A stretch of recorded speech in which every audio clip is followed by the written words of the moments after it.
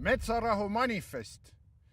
Miks pöördub Vabaerakond avalikkuse poole manifestiga kõikide Eestimaa metsade kaitseks? Oleme teinud valitsusele korduvalt ettepanekuid muuta senist metsanduspoliitikat. Oleme kirjutanud, rääkinud, miitingutel protesteerinud, ent metsaraie Eestis üha hoogustub. Leiame, et on viimane aeg sõlmida ühiskondlik kokkulepe tasakaalukaks metsade majandamiseks. Eestis tuleb kuni ühiskondliku kokkuleppe saavutamiseni kehtestada kõikidele metsadele raielimiit mitte rohkem kui 6 miljonit tihumeetrit aastas. See võimaldab metsadel taastuda senisest üleraiest. Eesti metsad ja elukeskkond ei tohi sattuda suurtööstusliku tselluloosi tootmise surve alla.